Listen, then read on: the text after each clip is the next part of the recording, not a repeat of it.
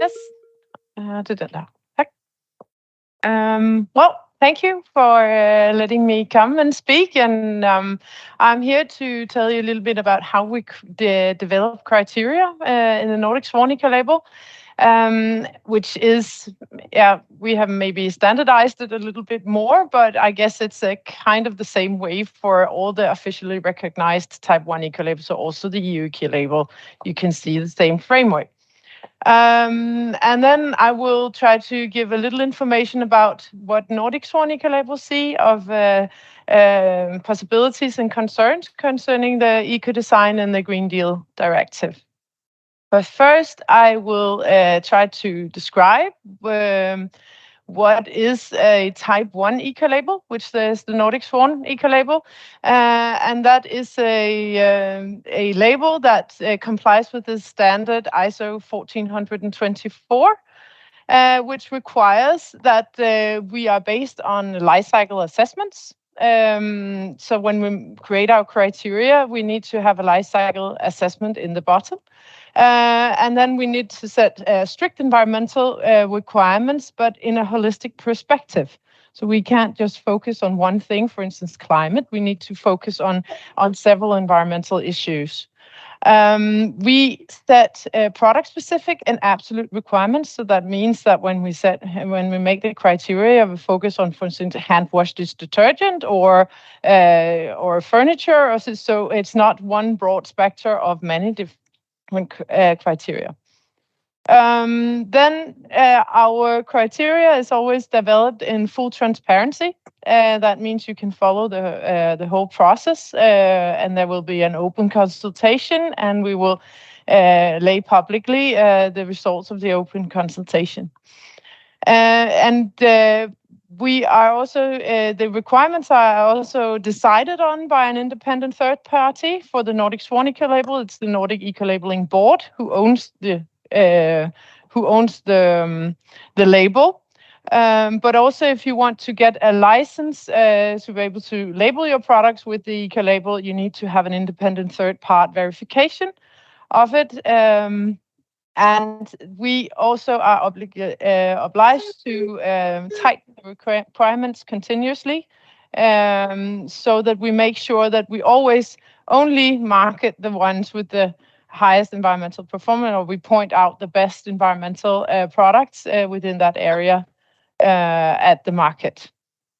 So that is the framework. That is our standard, and we live with it every day.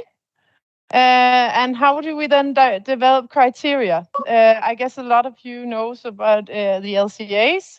So I want to just go through the system that we use to develop these criteria that then end up on our website for the requirements for a product. The Nordic Swan eco-label works look at the entire life cycle. So we go through all the stages of the life cycle, and we look at different kind of environmental aspects. And how do we do that? Because that looks like a big mouthful, and it is. But we actually have a very good tool for this. It's called the MECO analysis, where we try to describe all the environmental hotspots for a product through its life cycle. MECO stands for Material, Energy, Chemicals, and Others. And so, well, material, energy, and chemicals, I guess it says by itself what that means. But that is areas that we look into if there's an environmental hotspots during the life cycle for these different areas. But others give us the agility and the availability to focus on different environmental aspects that is relevant for this specific product group. So that could, for instance, be biodiversity. That could be microplastic. It could be other different aspects that are very specific to this product that we are now setting requirements for, and which are not necessarily directly coupled or linked to material, energy, and chemicals. So that is the scheme that we try to fill out, and it's actually also based a lot on what they do in the ISO 14024. It is this kind of the same model that is there in the standard also. So we fill out this, identifying all the environmental aspects on different life cycle stages in these different kind of environmental areas.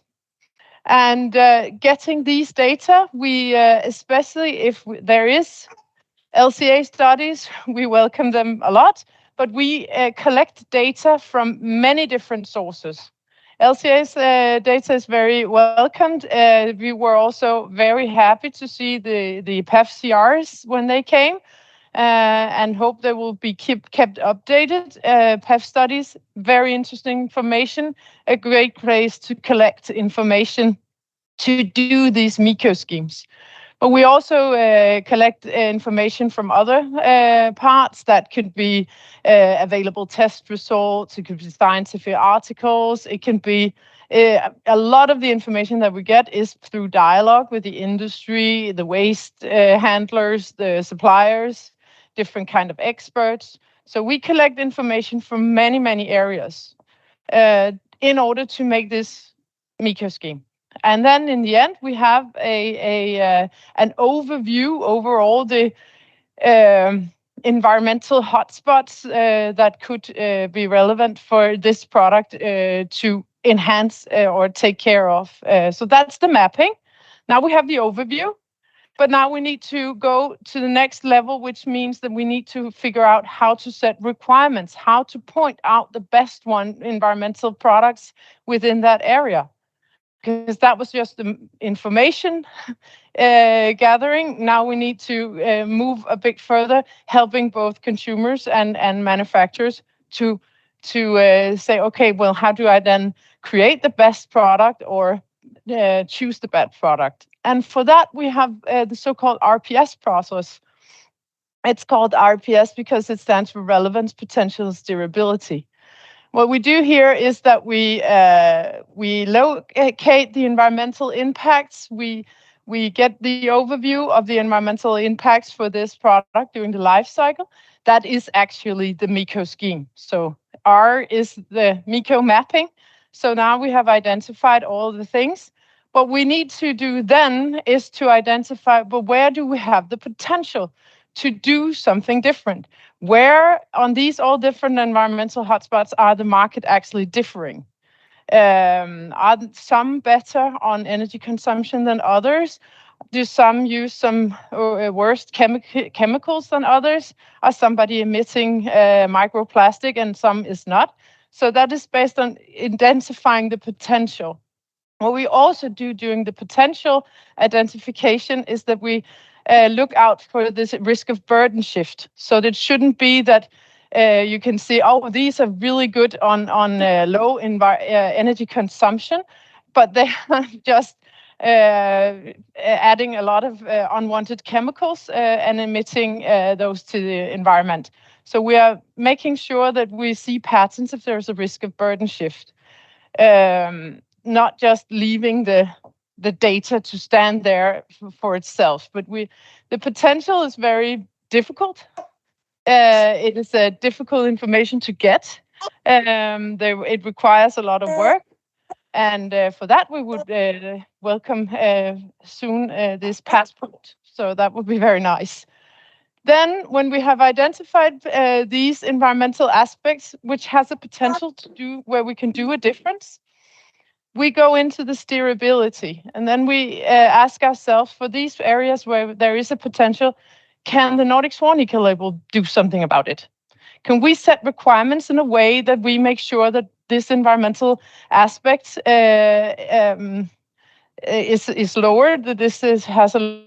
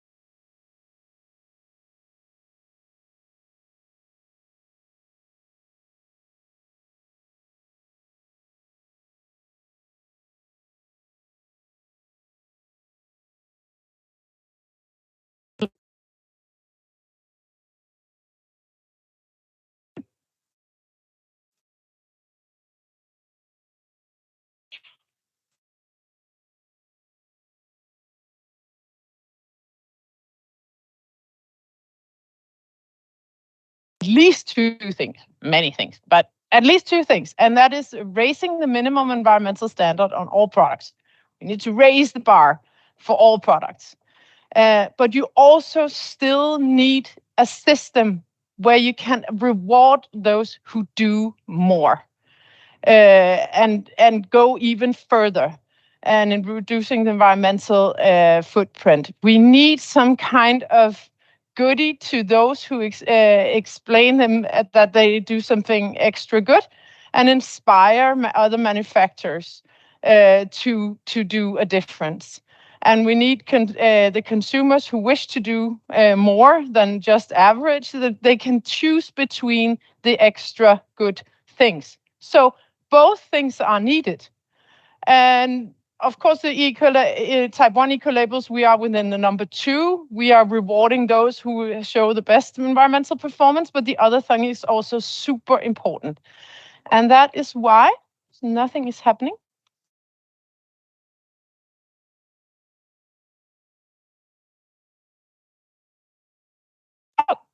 That is why we really welcome the eco-design regulation. We think it's a super good thing that the Commission is, or the whole Green Deal actually. We welcome the idea that the EU wish to raise the bar from the bottom, making sure that legislation is addressing this sustainable products, trying to make it the norm.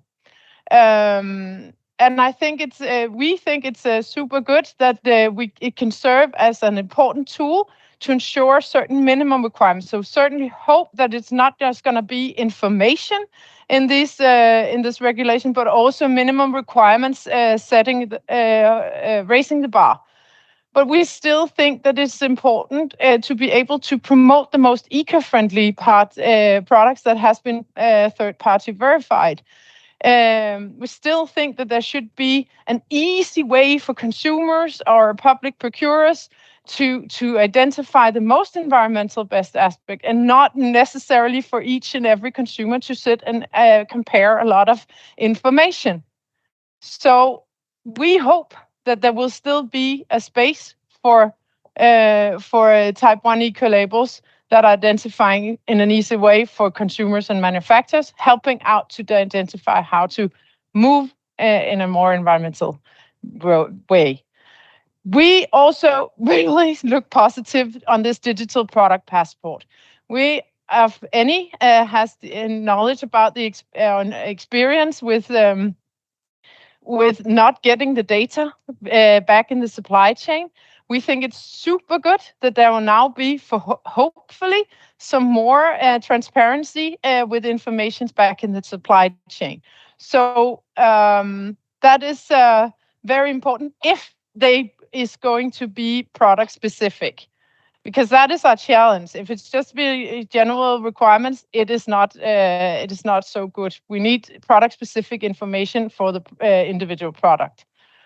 However, there is a lot of limitations concerning the eco-design regulation of me being able to say something about it, because so much is being decided on in the delegated acts for each product. So there is the framework looks good, but there is so many informations we don't have. We've seen something on textiles, and that looks good, and seems like, well, that is right. We are on the same path. We are also setting those requirements and more than those that is from the strategy of the textile industry, or textile delegated act. But there is still a lot that we don't know. How will this information come to the consumer? Is there a space for other eco-labels than this label? What will be the future? Many things, and we don't know.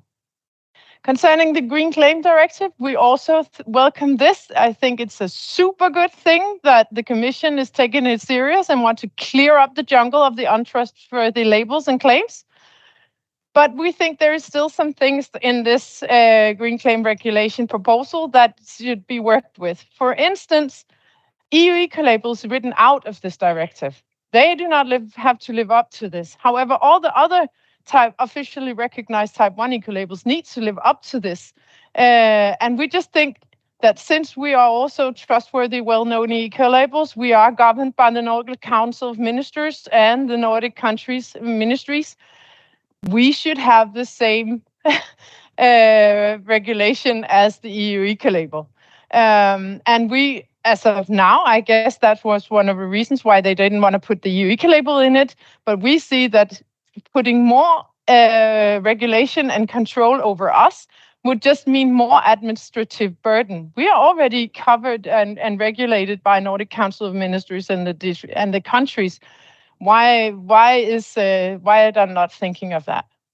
We also have some other few things that needs to be clarified, or there's several things that need to be clarified in the proposal. But some things is that as it's written right now, to be able to make a specific claim based on an eco-label, the eco-label not necessarily only have to be verified concerning our governance and the way we create criteria, but for every single requirement in every single product group. So it's a huge amount of administrative work. And even though if that would happen, we would still not be sure that traders are able to base their specific claims on an eco-label that has been verified. Do they also need to verify them to the authorities? And there is not clear if we are allowed to expand our product groups. So concerning your question of the administrative burden, I think there is a lot to be clarified if is need to concerning the administrative burden. Thank you. Thank you so much, Karen. And again, we have a bit of time for questions, so please feel free.